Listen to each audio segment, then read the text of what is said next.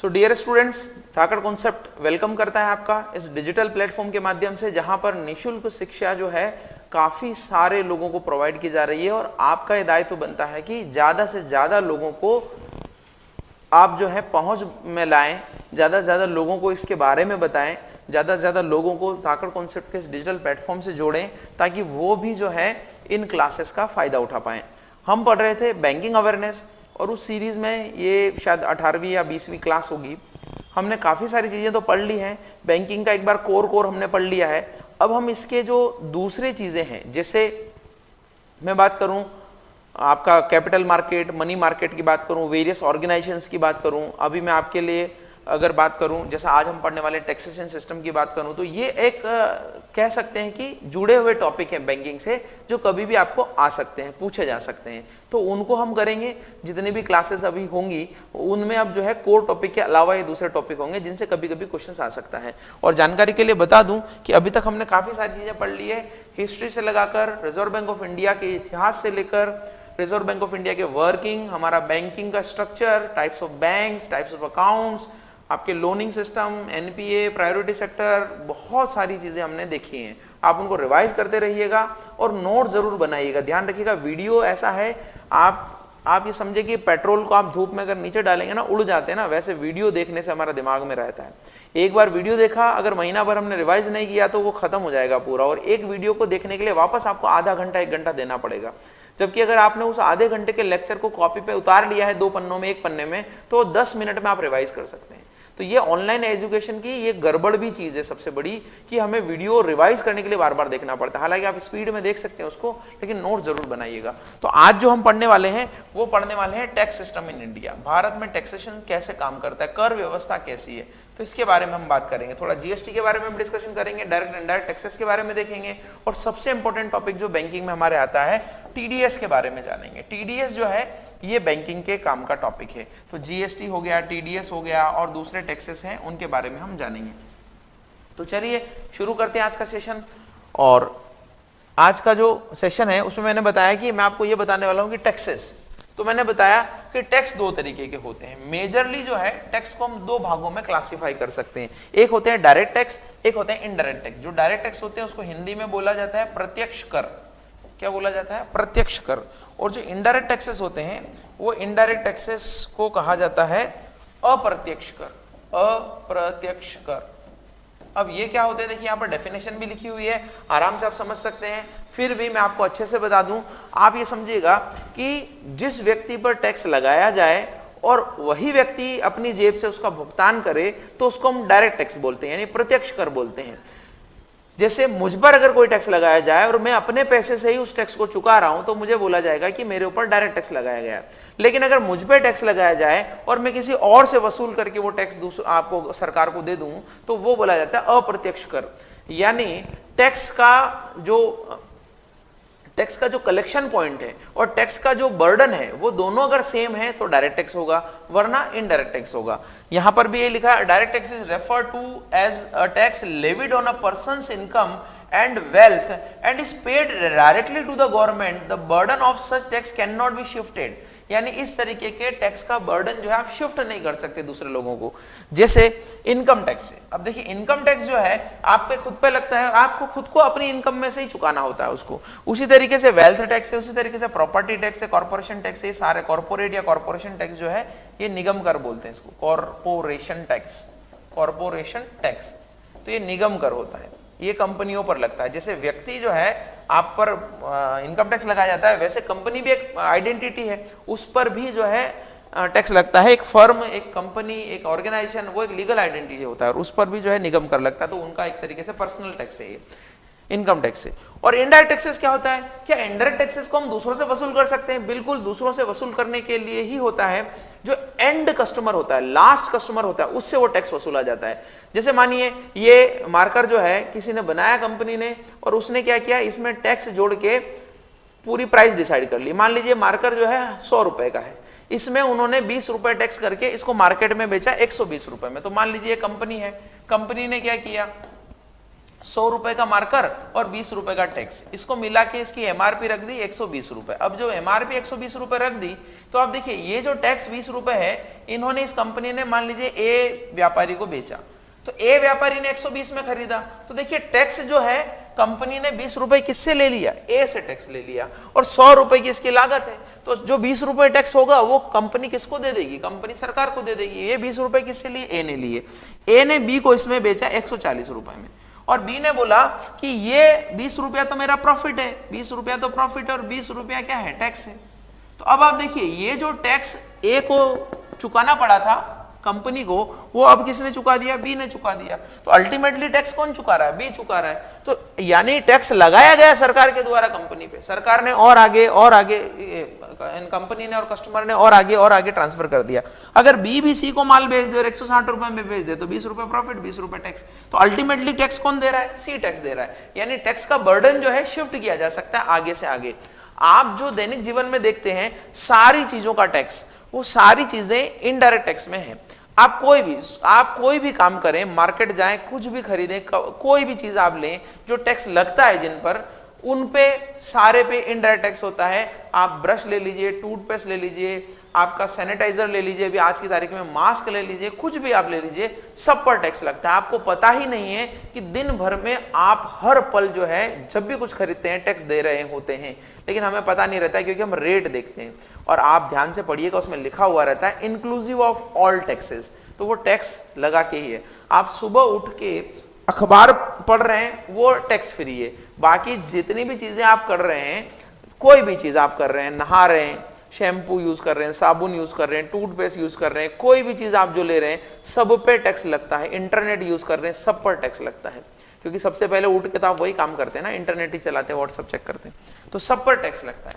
ठीक है, उसको हम बोलते हैं इनडायरेक्ट टैक्स। तो indirect tax is referred to as a tax charge on a person who consumes the goods and services and is paid indirectly to the government. यानी उस पर चार्ज किया जाता है जो अल्टीमेटली कंज्यूम करेगा, लास्ट उपभोक्ता होगा उस पर।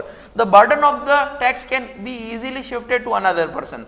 इसमें कौन कौन से हैं, जीएसटी है, कस्टम है, जीएसटी में ये सारे टैक्स आते हैं, सेंट्रल एक्साइज हो गया, सर्विस हो गया, वेट हो गया, सेल्स हो गया, लग्जरी हो गया, एंटरटेनमेंट, ये सारे अब जीएसटी में मर्ज कर दिए गए हैं। पहले जीएसटी में ये टैक्सेस नहीं आते थे, सब अलग अलग होता था, जीएसटी था ही नहीं। जब से जीएसटी आया है तो ये सारे टैक्सेस जो हैं जीएसटी में मर्ज कर दिए गए, और जीएसटी के अलावा कौन सा टैक्स बचा है, कस्टम ड्यूटी, और ये बचा है। कस्टम ड्यूटी जो है वो जीएसटी में शामिल नहीं है। तो ठीक है, ये डायरेक्ट टैक्स इनडायरेक्ट टैक्स बताया मैंने। अब हम बात करते हैं कि यहां पर मेरे को एक टैक्स सिस्टम बताने थे कि टाइप्स ऑफ टैक्स सिस्टम कितने होते हैं, types of tax system, tax system के कितने प्रकार होते हैं। तो देखिए टैक्स सिस्टम 3 प्रकार के होते हैं। एक प्रकार को हम बोलते हैं progressive tax system. Progressive tax system क्या होता है, जहां पर इनकम बढ़ने के साथ में टैक्स की दरें भी बढ़ती जाए, उसको हम बोलते हैं प्रोग्रेसिव टैक्स। यानी आपकी इनकम अगर 1 लाख रुपए है तो आप पे जो है टैक्स लगेगा एक सर्टेन % से। अगर आपकी इनकम 1 लाख से बढ़ती है तो और टैक्स बढ़ जाएगा, और बढ़ती है और टैक्स बढ़ जाएगा। यानी ज्यादा इनकम वालों से ज्यादा % ऑफ टैक्स लिया जाएगा।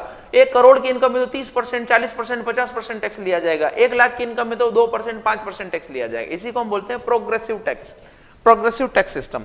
एक दूसरा होता है जिसको हम बोलते हैं regressive tax system. Regressive tax system क्या होता है, रिग्रेसिव टैक्स सिस्टम में इसका उल्टा होता है। जो कम इनकम वाले लोग हैं, कम इनकम वाले लोग पर ज्यादा टैक्स लगेगा, और जैसे इनकम बढ़ती जाएगी, क्योंकि वो ज्यादा इनकम पे टैक्स दे रहा है, तो उसके भार को कम करने के लिए ज्यादा इनकम वालों पे कम टैक्स लगा दिया जाता है। यानी ये आपका ट्राइंगल जो है उल्टा बनेगा। कैसे उल्टा बनेगा कि ये इसकी इनकम कम है तो इस पर ज्यादा टैक्स है, इसकी इनकम जो है ज्यादा है तो इस पर थोड़ा कम टैक्स है, और इसकी बहुत ज्यादा इनकम है, अब इतनी इनकम पे ज्यादा टैक्स देगा तो वैसे ही टैक्स ज्यादा दे रहा है, और ज्यादा दे रहा है तो दर भी ज्यादा ना हो। तो इस तरीके से उल्टा ट्रायंगल बनता है। यानी जैसे जैसे इनकम बढ़ती जाती है टैक्स आपका दर घटती जाती है, टैक्स की रेट जो है वो घटती जाती है। इसको बोलते हैं रिग्रेसिव सिस्टम। हालांकि ये अभी वर्तमान अर्थव्यवस्था में प्रचलित नहीं है, लेकिन पुराने टाइम में इसी तरीके से प्रचलित होता था। जैसे आप बोलेंगे फ्रांस की रिवॉल्यूशन अगर आप पढ़ेंगे तो फ्रांस की क्रांति का एक मुख्य कारण जो है ये रिग्रेसिव टाइप का टैक्स था। वहां पर किसानों से, मजदूरों से, लोगों से ज्यादा टैक्स लिए जाते थे, और जो हायर लेवल के लोग थे जिनकी इनकम भी ज्यादा थी, पादरी हो गए, सामंत हो गए, उनसे मंत्री हो गए, उनसे कोई टैक्स नहीं लिया जाता था। टैक्स ही नहीं लिया जाता था। तो एक तरीके से रिग्रेसिव टैक्स का आप टाइप बोल सकते हैं। थर्ड वाला टैक्स क्या है? प्रोपोर्शनल टैक्स है। प्रोपोर्शनल टैक्स है। प्रोपोर्शनल टैक्स को हम आनुपातिक टैक्स बोलते हैं और ज्यादातर देशों में यही व्यवस्था है। प्रोपोर्शनल का मतलब है कि रिग्रेसिव और प्रोग्रेसिव दोनों को आप जो है एक तरीके से मिला दीजिए, यानी स्थिर भी रहे और बढ़ता भी रहे, स्थिर भी रहे और बढ़ता भी रहे। कैसे? ये इस तरीके से काम करता है, इस तरीके से काम करता है। कैसे? मान लीजिए आपकी इनकम 1 लाख रुपए है तो आप पर 5% टैक्स लगेगा। मान लीजिए आपकी इनकम जो है 1 से 5 तक तो यही टैक्स लगेगा। अब 5 से 10 तक जो है आपको 10% टैक्स लगेगा, फिर 10 से 15 के बीच में आपको 20% टैक्स लगेगा, ऐसे बढ़ता जा रहा है। तो अब आप देखिए 1 लाख वाले पे भी 5% लग रहा है और 5 लाख वाले पे भी कितना परसेंट लग रहा है? 5% लग रहा है। तो एक तो फिक्स्ड भी हो गया और इनकम बढ़ने के साथ बढ़ा भी। 5 लाख से ज्यादा इनकम हो गई तो 10% हो गया, लेकिन 6 लाख वाले पे भी 10, 7 पे भी 10, 8 पे भी 10, 9 पे भी 10, 10 पे भी 10। तो इन स्लैब में वो टैक्स क्या है? फिक्स्ड है। इन स्लैब में वो टैक्स बढ़ नहीं रहा है, यानी ज्यादा इनकम वालों से टैक्स की दर जो है वो सेम है कम इनकम वालों के अकॉर्डिंग। तो प्रोपोर्शनल टैक्स होता है यानी बढ़ता भी है और स्थिर भी रहता है। और आपका 10 से 15 लाख की इनकम है तो 20% टैक्स। इसको हम बोलते हैं प्रोपोर्शनल टैक्स सिस्टम और इंडिया में इसी तरीके की प्रणाली को यूज किया जाता है। अब आगे पढ़ते हैं। आगे क्या है?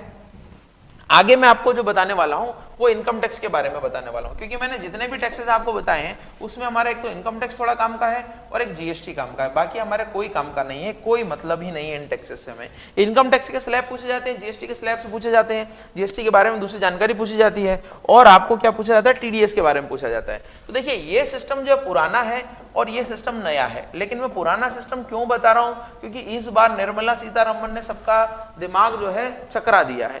उन्होंने इस तरीके से स्लैब्स बनाए हैं और उस स्लैब में कठिनाई को बनाते हुए भी निर्मला सीतारमण ने यह बोला है कि आप पुराना टैक्स सिस्टम भी सोच सकते हैं, अप्लाई कर सकते हैं, यानी आपको इसमें फायदा है तो ये टैक्स सिस्टम के अकॉर्डिंग टैक्स दीजिए और इसमें फायदा है तो इस टैक्स सिस्टम के अकॉर्डिंग टैक्स दीजिए।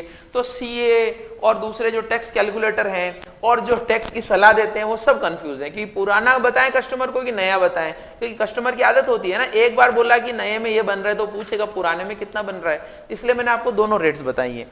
पहले 2.5 लाख रुपए तक कोई टैक्स नहीं लगता था, अब भी 2.5 लाख रुपए तक कोई टैक्स नहीं लगता। यहां पर ध्यान रखिएगा, यहां पर भी अपडेट कर दीजिए, 2.5 लाख तक टैक्स फ्री है, बिल्कुल टैक्स कुछ भी नहीं है। यहां तो सेम है, 2.5 लाख से 5 लाख तक 5% लगता था, अब भी 2.5 लाख से 5 लाख तक कितना लगता है? 5% लगता है। यहां तक तो ठीक है। 5 लाख से 10 लाख तक 20% लगता था पहले, लेकिन अब इन्होंने क्या किया है? 5 लाख से 7.5 तक 10 कर दिया है, 7.5 से 10 तक 15 कर दिया है, 10 से 12.5 20 कर दिया, ऐसे टुकड़े कर दिए और 5-5% के भी टुकड़े कर दिए हैं। पहले 10 लाख के ऊपर 30% लगता था सीधा, अब भी जो है 10 लाख के ऊपर लगेगा, लेकिन 10 लाख से 12.5 20 लगेगा, 12.5 से 15 25 लगेगा और 15 से ऊपर जिसकी इनकम है उस पर 30% टैक्स लगेगा। ये 30% टैक्स, 20%, 25% क्या है? इनकम का टैक्स है। इनकम का टैक्स का मतलब ये कि इसमें ऐसा नहीं देखा जाता है कि इतना कमाया, इतना खर्च किया, बाकी बचा हुआ, ऐसा नहीं देखा जाता है। एक सैलरीड पर्सन है, उसने 5 लाख रुपए साल में सैलरी ली, अब उसने 4 खर्चा किया, 2 खर्चा किया, उससे सरकार को कोई मतलब नहीं है, सरकार सीधा 5 लाख पे टैक्स लगाएगी। जबकि बिजनेसमैन के केस में क्या होता है? जब उस पर कॉर्पोरेट टैक्स लगता है तो उसकी इनकम देखी जाती है और उसका खर्चा देखा जाता है और जो प्रॉफिट बचता है उस पर टैक्स लगता है। तो ये जो है ये इनकम पर टैक्स है, यानी कि एक व्यक्ति जितना कमाता है उस पर टैक्स है, ये ध्यान रखिएगा, उसकी पर्सनल इनकम पर टैक्स है। अब आप देखिए ये जो है दोनों में फर्क है और यहां पर मैंने क्या लिखा है? ये 4% ऑफ इनकम टैक्स, यहां पर भी लिखा है 4%, ये सारा सेम है। ये क्या है? ये है सेस, इसको क्या बोलते हैं? सेस। क्या सेस है? ये सेस का मतलब क्या है?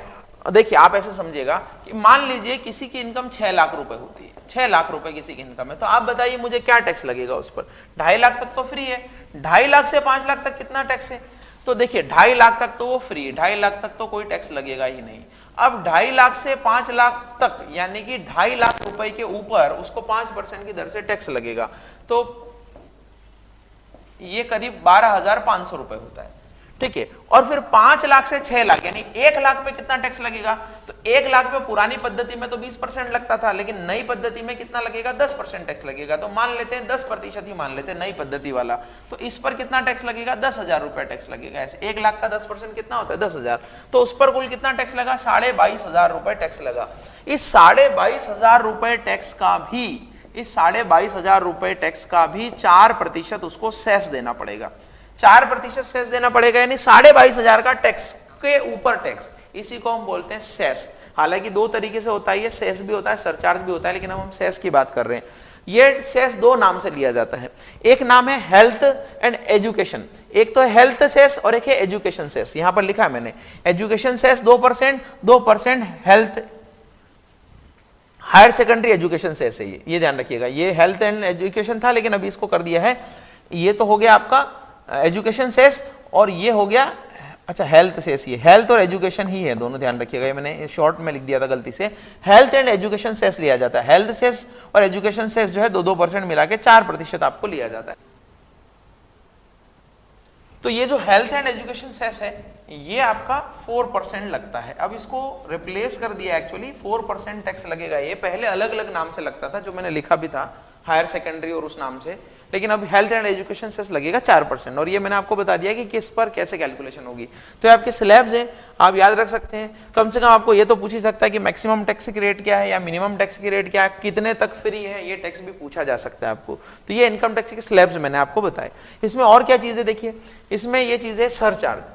सरचार्ज क्या है कि अगर आपकी total income, when the total income is 50 lakh और more but less than 1 crore rupees, the surcharge is 10% of the income tax. यानी आप ध्यान रखिएगा कि आपका जैसे मान लीजिए इनकम है 75 लाख रुपए, तो 75 लाख रुपए पे उन स्लैब के अकॉर्डिंग तो काउंटिंग होगी ही होगी। मान लीजिए मैं सीधा 75 लाख का 30% ही काउंट कर लेता हूं कि 75 लाख पे सीधा 30% टैक्स लग रहा है। हालांकि 30 लगता नहीं है, पहले 2.5 लाख पे नहीं लगेगा, 2.5 से 5 पे अलग लगेगा, 5 से 7.5 पे अलग लगेगा, 7.5 से 10 पे अलग लगेगा, लेकिन मैंने मान लिया कि 30% टैक्स है। 30% टैक्स जितना भी बनेगा, कितना बनेगा ये 30% टैक्स बनेगा 22,50,000 रुपए। ठीक है, अब ये 22,50,000 रुपए जो लगेगा, इस पर ही आपका सेस लगेगा, इस पर ही आपका सेस लगेगा कितना 4%, और इस पर ही आपका सरचार्ज भी लगेगा, कितना लगेगा 10%। ये 10% सरचार्ज तब तक लगेगा जब तक आपकी इनकम 1 करोड़ रुपए से कम है। जैसे ही आपकी इनकम 1 करोड़ रुपए से ज्यादा हो जाएगी तो आपका सरचार्ज 10 की बजाय कितना परसेंट लगने लग जाएगा, 15% सरचार्ज लगने लग जाएगा। तो ये भी आपका जीके का क्वेश्चन बन सकता है कि भारत में सरचार्ज कितना है। तो सेस भी लगता है, सरचार्ज भी लगता है, और दोनों की कैलकुलेशन इस टैक्सेबल अमाउंट पर होती है, इस टैक्स वाली अमाउंट पर होती है कि कितना टैक्स आपका लगाया गया। अब सेस और सरचार्ज में एक फर्क देख लीजिए बस। सेस जो होता है it is charge for specific purpose and use for that purpose only, यानी सेस जो है एक स्पेसिफिक पर्पस के लिए चार्ज किया जाता है और उसी पर्पस में उसको खर्च भी किया जाता है। जैसे अगर मैंने कहा हेल्थ एंड एजुकेशन सेस लग रहा है, तो उस पैसे को हेल्थ और एजुकेशन में ही खर्च कर सकते हैं, दूसरी जगह नहीं कर सकते हैं।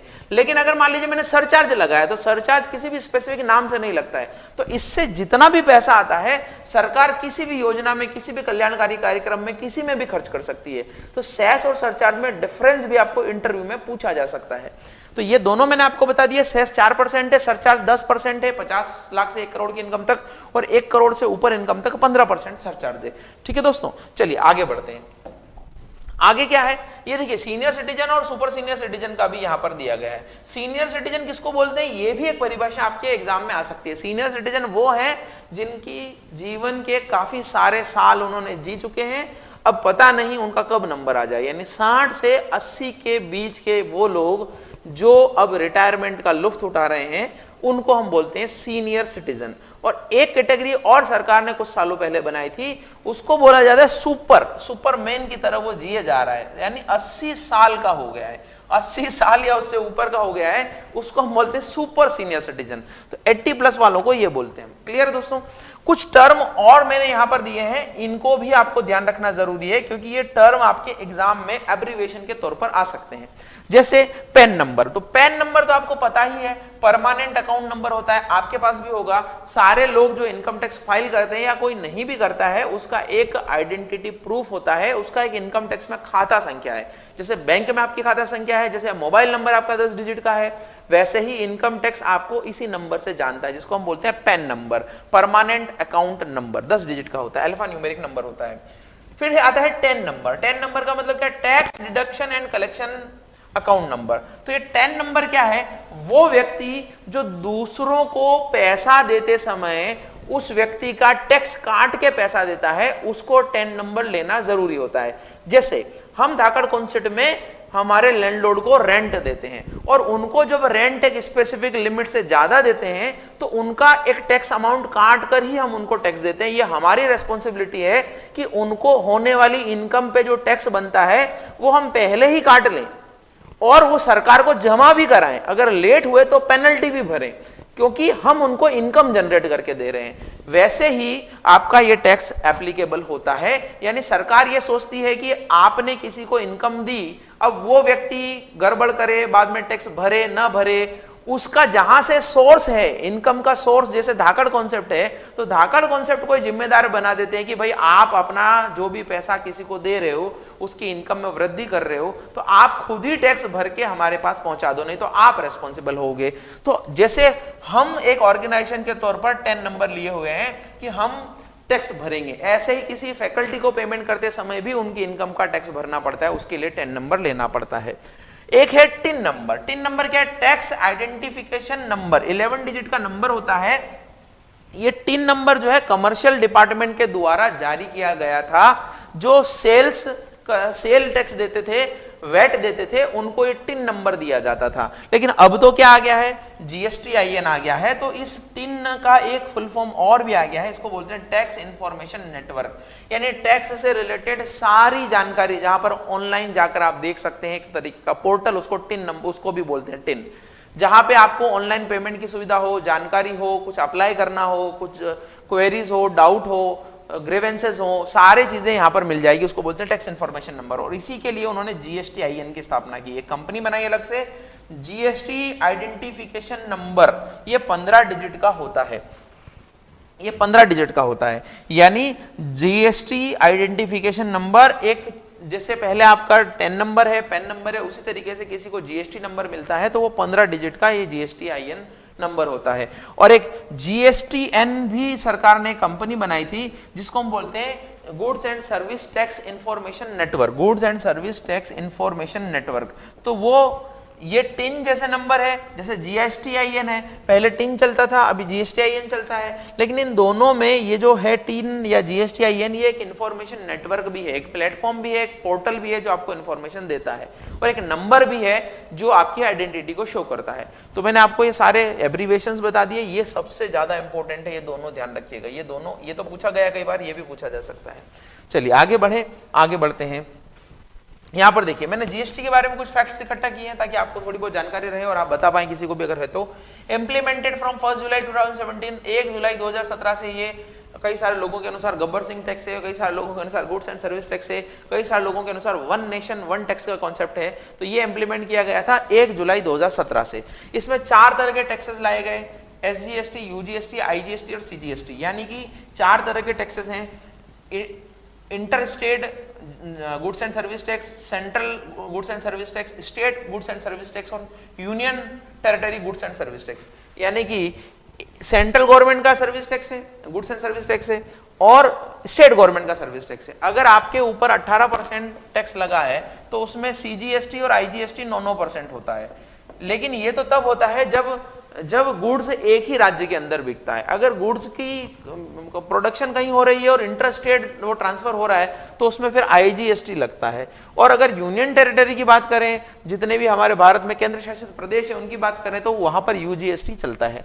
कितने स्लैब है इसमें? 5 स्लैब है। 0% का स्लैब वैसे काउंट नहीं करते हैं लोग, लेकिन 0% भी एक स्लैब है, यानी कुछ पे 0% टैक्स की दर है। 0% टैक्स की दर का मतलब टैक्स वहां पर माफी है, टैक्स नहीं लगता है। एक कैटेगरी और बना सकते हैं, एक कैटेगरी वो भी है, आप बोलेंगे सर जिस पर टैक्स नहीं लगता वो सारे इसी कैटेगरी में आ गए, लेकिन नहीं, कुछ पे GST एप्लीकेबल ही नहीं है। जैसे सबसे इंपॉर्टेंट एल्कोहल, पेट्रोलियम, इन पर GST एप्लीकेबल ही नहीं है। इन पर ये सरकार की कमाई के बहुत ज्यादा बड़े सोर्सेस हैं, इसलिए इनको GST के दायरे में नहीं लाया गया है, शराब को और पेट्रोल को। तो उन पर तो इनमें से कोई सा स्लैब एप्लीकेबल ही नहीं होता है। और जिस पे टैक्स नहीं है उस पे 0% या 5% या 12%, 18%, 28%, सबसे ज्यादा 28% है, सबसे कम 0% है।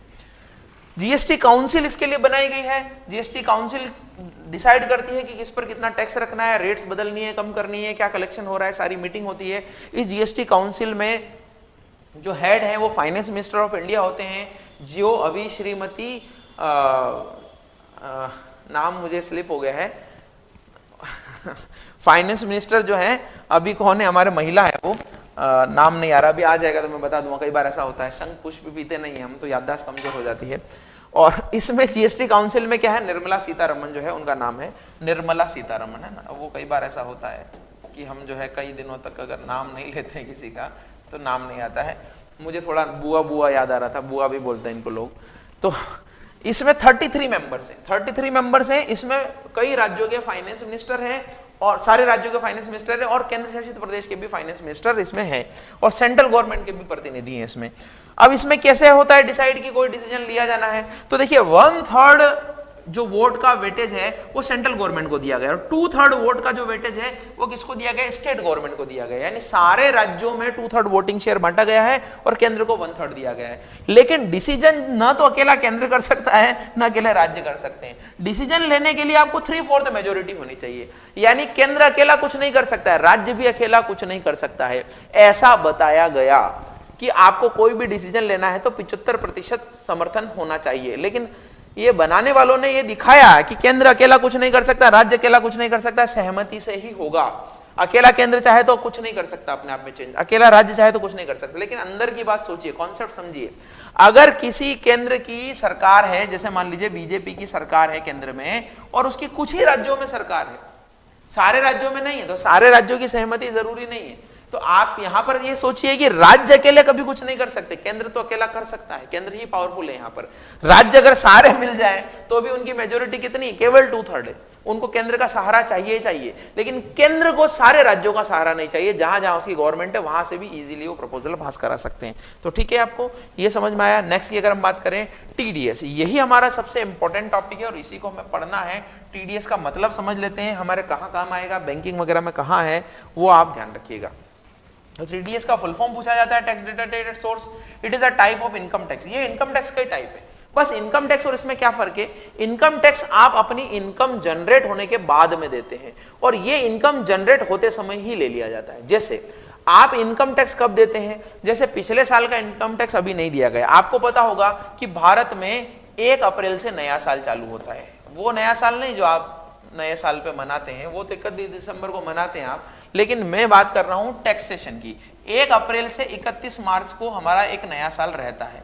जैसे 2019 में जो चालू हुआ था वो 2020 में खत्म हुआ, और जब 2020 में खत्म हुआ तो इस समय का जो टैक्स भरना है, इस समय का टैक्स आप साल के अंत में कैलकुलेशन करके भरते हैं। अभी तक भी डेट है उसकी, सरकार ने सितंबर या अक्टूबर कर दिए, बढ़ा दिए डेट, आप भर सकते हैं पिछले साल का कैलकुलेशन करके। इसको हम इनकम टैक्स बोलते हैं। लेकिन और होना भी चाहिए ये, क्योंकि आपको पहले कैसे पता लगेगा कि मेरी साल में कितनी इनकम होगी, पहले तो भर नहीं सकते। लेकिन कुछ इनकम के सोर्स फिक्स होते हैं, और वो जो इनकम के सोर्स होते हैं, जैसे आपकी सैलरी हो गया या कहीं से फिक्स इनकम आना है, रेंट वगैरह हो गया, तो वहां पे सरकार ये बोलती है कि चूंकि यहां से आपको फिक्स इनकम हो रही है और ये भी आपकी साल की इस इनकम में बाद में जुड़ेगा और बाद में आप टैक्स देंगे, इससे अच्छा है इस फिक्स इनकम पर अभी टैक्स दे दीजिए आप। तो उसी को हम बोलते हैं टीडीएस। यानी एक तरीके से इनकम टैक्स ही है, बस इनकम टैक्स साल के बाद में लिया जाता है और ये आपका टीडीएस जो है पहले काट लिया जाता है। तो जो टीडीएस पहले काट लिया जाता है, साल के अंत में पूरी इनकम पर कैलकुलेशन होती है, और उस पूरी इनकम में जो भी टैक्स बनता है उसमें से जो आपने पहले टीडीएस चुका दिया है एक तरीके से इनकम टैक्स के रूप में, वो कम कर लिया जाता है। मान लीजिए साल के अंत में आपका 50,000 रुपए का टैक्स बना, लेकिन आप 10,000 पहले टीडीएस चुका चुके हैं, तो बचा कितना, फिर आपको 40,000 ही देना पड़ेगा। तो क्लियर है, आपको समझ में आया सारी चीजें। इसी को हम बोलते हैं tax deducted at source. But it is deducted at the source of the income, यानी कहां से सोर्स हो रही है इनकम का, वहां पर ये डिडक्ट कर लिया जाता है। If you are paying in TDS then you will get deduction or credit of this amount in your final tax। यही मैंने बताया अभी कि फाइनल टैक्स 50,000 बनेगा, अगर आपने 10,000 पहले चुका दिया है तो आपको मिल जाएगा at the end of the year. ठीक है, on the basis of 26AS। 26AS एक फॉर्म होता है, एक सर्टिफिकेट होता है जो इनकम टैक्स जारी करता है कि आपके कितना टीडीएस पहले काटा जा चुका है। तो 26AS फॉर्म जब आप डाउनलोड करते हैं तो उसमें सारे बैंकों के द्वारा, किसी के भी द्वारा आपके पैन कार्ड पे कितना टीडीएस डिडक्ट किया गया है सारी रिपोर्ट आ जाती है। इसको 26AS बोलते हैं। रेट्स क्या है, रेट्स बहुत अलग अलग है। सैलरी पर, इंटरेस्ट पर, रेंट पर तो 10% है, लेकिन विनिंग्स, लॉटरी वगैरह पे 30% टैक्स भी लगता है टीडीएस आपका। तो हमारे लिए तो क्या काम का है, हमारे लिए सिर्फ इंटरेस्ट काम का है। क्यों हम इंटरेस्ट पढ़ रहे हैं, सैलरी रेंट क्यों नहीं पढ़ रहे हैं, क्योंकि हम बैंकिंग की क्लास में हैं। और बैंकिंग के संदर्भ में अगर आप देखिए देखें तो बैंक कहाँ चार्ज करता है, बैंक वहां चार्ज करता है कि आपने कुछ डिपॉजिट बैंक में जमा कराया, उस पर बैंक ने आपको ब्याज दिया और उस ब्याज पर आपको टीडीएस लगा। इसीलिए टीडीएस पढ़ना हमारे लिए इंटरेस्ट के पर्पज से इंपॉर्टेंट है, यानी इंटरेस्ट पर कितना टीडीएस बनता है वही हमें देखना है। और बैंक आपको इंटरेस्ट कहां देता है, बैंक आपको इंटरेस्ट देता है सेविंग अकाउंट पर, बैंक आपको इंटरेस्ट देता है एफडी पर, बैंक आपको इंटरेस्ट देता है आरडी पर। तो इन्हीं पर हमें टैक्स की कैलकुलेशन समझना है। हालांकि सेविंग पर टीडीएस नहीं लगता है, मैं आगे बताऊंगा, लेकिन एफडी आरडी पर तो लगता ही है। और करंट अकाउंट पर टीडीएस लगता है कि नहीं लगता है मुझे बताइएगा आप कमेंट बॉक्स में। हालांकि ये बहुत आसान सा क्वेश्चन है, लेकिन फिर भी पूछना चाहूंगा क्योंकि कभी कभी पूछने से पता रहता है कि कितने लोग रिलीजियसली डेडिकेटेडली क्लास को फॉलो कर रहे हैं। यूट्यूब पे कभी भी एक बैक का बटन करके आप टीचर को गायब कर सकते हैं अपनी नजरों के सामने से, लेकिन आप ध्यान रखिएगा जो टिके रहेगा मैदान में वही पास होगा। इसीलिए हम एप्लीकेशन लेके आए, इसीलिए हमने सोचा कि एक सिस्टमेटिक तरीके से सारी क्लासेस अरेंज्ड फॉर्म में मिलेगी, मटेरियल मिलेगा, क्विज मिलेगा, सारी चीजें मिलेगी, तो उसको एक व्यक्ति अच्छे से फॉलो कर पाएगा, एक टारगेट बना के सेट कर पाएगा। 3 महीने 2 महीने में कोर्स पूरा करूंगा, उसका रिवीजन करूंगा, टेस्ट वगैरह दूंगा, क्विज दूंगा और सिलेक्ट हो जाऊंगा। तो यूट्यूब पे हमारे लिए हम कह सकते हैं कि डाइवर्जन भी बहुत है। एक वीडियो आप देख रहे हो, नीचे से वीडियो आया अशोक गहलोत ने ऑडियो टेप रिलीज किया, तो हो सकता है कि उस पर आपका ध्यान चला जाए। ट्रेलर आ गया किसी फिल्म का, तो हो सकता है वहां ध्यान चला जाए, लेकिन ऐप में कहीं नहीं जाएगा। तो आप ध्यान रखिएगा ये चीजें, और इस सेशन को जो है आप जो है शेयर भी करिएगा।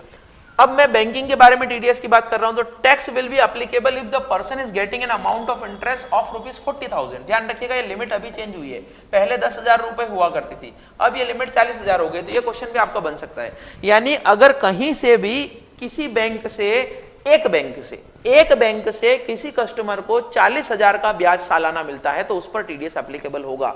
पहले 10,000 रुपए था, अगर आपका 39,999 रुपीज का इंटरेस्ट बनता है तो टैक्स एप्लीकेबल नहीं होगा।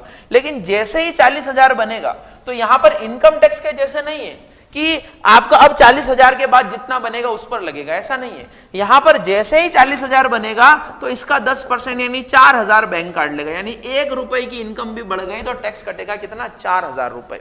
क्लियर है आपको? जबकि इनकम टैक्स में क्या होता है, 2.5 लाख तक फ्री है, 2.5 से फिर आपकी इनकम 6 लाख हो गई तो फिर 2.5 तक तो फ्री है, 2.5 से 5 के बीच में और 5 से 6 के बीच में अलग अलग स्लैब पर टैक्स लगता है, ये दोनों में फर्क है। अब देखिए यहां पर टीडीएस थोड़ा और भी लगता है, क्या लगता है, यहां पर ध्यान रखिएगा एक तो कि ये 40,000 जो है ना एफडी और आरडी मिलाकर है, एफडी और आरडी की इंटरेस्ट इनकम मिलाकर 40,000 है सारे खातों में, आपके बैंक के सारे खाते, एक बैंक पे बोल रहा हूं। अभी मैं यहां पर कुछ और चीजें बताऊंगा इंपॉर्टेंट, बट आप अभी ध्यान रखिए पंजाब नेशनल बैंक में आपके जितने भी एफडी आरडीज हैं उन सब पे मिलाकर आपको 40,000 का टीडीएस अगर इंटरेस्ट बनता है तो टैक्स लगेगा। 2% टीडीएस अभी हाल ही में सरकार ने सितंबर 2019 से चालू किया है कि अगर आप 1 करोड़ रुपया विड्रॉल करते हैं तो 1 करोड़ रुपए विड्रॉल पे भी 2% का टैक्स लगेगा बैंक से, अगर आप ये विड्रॉल करते हैं तो। Rates will be 10% if the pan card is submitted, और नॉट सबमिटेड तो 20% है। यदि आपने बैंक में पैन कार्ड सबमिट कराया है तो आपका 40,000 का 10% लगेगा 4,000 रुपए, लेकिन अगर आपने पैन कार्ड नहीं दिया है तो इसका 20% टीडीएस लगता है। और ध्यान रखिएगा अगर पैन कार्ड नहीं दिया है तो ये 10% वाला टीडीएस तो बाद में आपके लास्ट वाले टैक्स की कैलकुलेशन में कम हो जाता है कि इतना पहले पे कर दिया अब इतना ही करिए।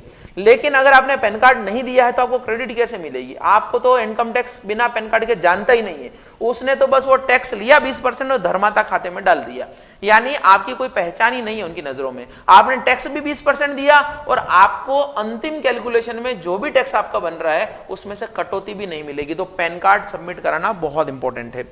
अगर आप सोचते हैं कि मेरा टीडीएस नहीं काटा जाए, यानी आप ये सोचते हैं, मान लेते हैं कि आपकी कोई इनकम ही नहीं है और इस 40,000 के अलावा आप कुछ करते ही नहीं है, बस दिन भर मोबाइल में व्हाट्सएप चलाते हैं और 40,000 में साल निकाल लेते हैं, क्योंकि आपको खाने पीने के लिए कुछ भी जरूरत नहीं पड़ेगी उस केस में। तो 40,000 रुपए आपकी इनकम है, पूरे सारे साल में आपने कुछ नहीं कमाया, केवल 40,000 कमाया, तो मुझे बताइए क्या आप इनकम टैक्स देने के लिए लायबल हैं? नहीं है, क्योंकि इनकम टैक्स तो कहां से एप्लीकेबल होता है, 2.5 लाख से एप्लीकेबल होता है। तो फिर बैंक ने आपका जो 40,000 पे 4,000 काट दिया, यानी 36,000 ही आपको पेमेंट किया, तो ये तो गलत हो गया। गलत क्यों हो गया? क्योंकि बैंक तो ये सोचता है कि आप इनकम टैक्स के क्राइटेरिया में होंगे, तो जब लास्ट में टैक्स भरेंगे तो हमने अभी काट लिया, लेकिन आप तो कुछ करते ही नहीं है, बेरोजगार है आप तो आपका जो ये टैक्स काटा है, आपके पास 2 तरीके हैं, या तो आप टैक्स काटने के बाद में क्लेम करिए इनकम टैक्स को कि साहब मैं गरीब आदमी हूं, मेरा तो एक ही काम है सिर्फ सोशल मीडिया चलाना, मेरी कोई इनकम नहीं है, मैं तो बस 40,000 कमाता हूं, उसमें से भी 4,000 आपने काट ली तो मुझे रिफंड दे दीजिए। इसके लिए फॉर्म भर के मंगवाना पड़ेगा। दूसरा तरीका क्या है कि ये घटना, ये अनहोनी होने ही ना दे। आप जो है बैंक में 15G और 15H फॉर्म भर के दे सकते हैं। इस फॉर्म को भरने से बैंक को पता लगेगा कि आप कितने गरीब हैं। यानी आप डिक्लेरेशन देते हैं कि भाई मेरे को यहां से इनकम तो 40,000 हो रही है, लेकिन पूरे साल में मेरी इनकम 2.5 लाख को छूती नहीं है, 2.5 लाख को टच नहीं करती है, तो मैं इनकम टैक्स देने के लिए लायबल ही नहीं हूं। अगर मेरी इनकम दूसरे सोर्सेज से मान लीजिए 2,30,000 होती और 40,000 मुझे यहां से मिलते तो मेरी इनकम 2,70,000 होती और 2,70,000 में मुझे 20,000 का टैक्स देना पड़ता क्योंकि 2.5 लाख से ज्यादा होता। लेकिन मेरी इनकम ये तो है ही नहीं, मेरी इनकम तो केवल यही है, मैं टैक्स देने के लिए लायबल नहीं हूं, इसलिए आप मेरा कृपया करके टैक्स ना काटें। तो 15G फॉर्म भरना पड़ता है जवान लोगों के लिए, और जो 60 साल के बाद भी जिंदा हैं उनके लिए भरना पड़ता है 15H फॉर्म। तो ये क्वेश्चन भी आपका बन सकता है कि आपका टीडीएस ना काटा जाए। ध्यान रखिएगा, गलती से फॉर्म भर के मत दे दीजिएगा। क्यों गलती से फॉर्म भर के मत दे दीजिएगा? क्योंकि आप समझ रहे हैं कि बैंक को तो हम बुद्धू बना देंगे कि बैंक को टीडीएस का फॉर्म भर के दे देते हैं कि टीडीएस मत काटो, हम गरीब हैं। और उधर जब आपने फाइनल में इनकम टैक्स भरा तो वहां पे तो आपने लाखों की इनकम बताई कि सर मुझे 10 लाख यहां से मिले, 2 लाख यहां से मिले। तो आप सोचेंगे कि बैंक वालों का इनकम टैक्स वालों से तो कोई रिलेशन ही नहीं है, बैंक वालों को क्या पता इनकम टैक्स क्या करता है, इनकम टैक्स वालों को क्या पता बैंक क्या करता है। ऐसा नहीं है। ये 15G फॉर्म आपको या 15H फॉर्म 3 कॉपीज में सबमिट कराया जाता है। एक कॉपी तो वो आपको वापस दे देते हैं कि भाई साहब रखिए, आपका जमा कर लिया हमने, अब हम टैक्स नहीं काटेंगे। अगर काटा तो आप उससे क्लेम भी कर सकते हैं। एक कॉपी बैंक खुद अपने पास में रखता है, एक कॉपी वहीं भेजता है जहां से आपको फरमान आने वाला है, यानी इनकम टैक्स डिपार्टमेंट को भेजता है कि ये व्यक्ति बोल रहा है कि मैं गरीब हूं, मेरे पास कुछ नहीं है, जरा इसकी जांच कर ली जाए। तो एक कॉपी वहां जाती है। ठीक है। एक फॉर्म 16 का भी जिक्र आता है। फॉर्म 16 जो है सैलरीड पर्सन को दिया जाता है कि आपका कितना टैक्स काटा गया, कितना टीडीएस काटा गया। ठीक है, चलिए ये इतना इंपॉर्टेंट नहीं है। और फॉर्म 60 का भी जिक्र आता है। फॉर्म 60 क्या है? वो लोग जो 50,000 का ट्रांजैक्शन बैंक में करना चाहते हैं, कैश जमा कराना चाहते हैं 50,000 का, उसके लिए पैन कार्ड की जरूरत होती है, लेकिन आपका पैन कार्ड बना ही नहीं है, आप तो किसान है, किसानी पे कोई इनकम टैक्स लगता नहीं है, एग्रीकल्चर पे कुछ नहीं लगता है, आपका पैन कार्ड बना नहीं, आप बनाने की प्रोसेस में है, तो आप बैंक को उस पर्टिकुलर ट्रांजैक्शन के लिए फॉर्म 60 भर के दे सकते हैं कि देखिए मेरी इनकम इतनी नहीं है, मैं इनकम टैक्स की लायबल नहीं हूं, ये फॉर्म 60 भरिए और मेरा जो है 50,000 जमा कर लीजिए। तो उसको बोलते हैं फॉर्म 60। ये परमानेंट नहीं होता है। अगर अगली बार फिर 50,000 का ट्रांजैक्शन भरेंगे तो फिर फॉर्म 60 आपको भरना पड़ेगा, लेकिन पैन कार्ड अगर आपने बना लिया तो एक ही बार सबमिट करना पड़ेगा। क्लियर होगा आपको, आई होप।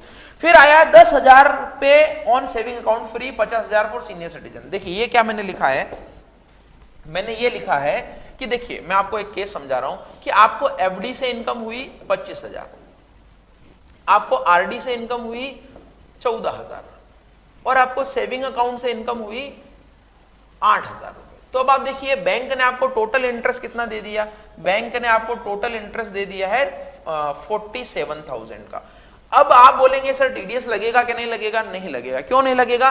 क्योंकि इन दोनों पे ही टीडीएस एप्लीकेबल, इन दोनों से जब तक 40,000 नहीं हो जाता आपका टैक्स नहीं लगेगा। तो इन दोनों का तो 39,000 हुआ, और जो सेविंग अकाउंट पे बना उस पे तो टीडीएस एप्लीकेबल ही नहीं है क्योंकि 10,000 तक फ्री है। 10,000 तक आपका सेविंग अकाउंट पे टैक्स नहीं लगता है, और सीनियर सिटीजन अगर कोई है तो 50,000 तक छूट है। लेकिन आप यहाँ पे सबसे क्रक्स वाली बात समझिएगा कि ये 8,000 की छूट है ना, ये केवल टीडीएस में है, इनकम टैक्स में नहीं है। यानी आपके अभी टीडीएस तो नहीं कटेगा क्योंकि आपकी इनकम जो है 40,000 एफडी और आरडी से नहीं हुई है। लेकिन अगर आपकी इनकम साल के अंत में दूसरे सोर्सेस से 2,10,000 है, मान लेते हैं 2,20,000 है, मान लीजिए दूसरे सोर्सेस से कितनी इनकम है आपकी? 2,20,000। क्या मैं एग्जैक्ट कैलकुलेशन बताता हूं आपको। देखिए मान लेते हैं कि आपकी इनकम दूसरे सोर्सेस से 2,10,000 है। हाँ ठीक है, 2,10,000 है। अब आप बोलेंगे कि सर यहां पर मेरा इनकम टैक्स लगेगा नहीं लगेगा?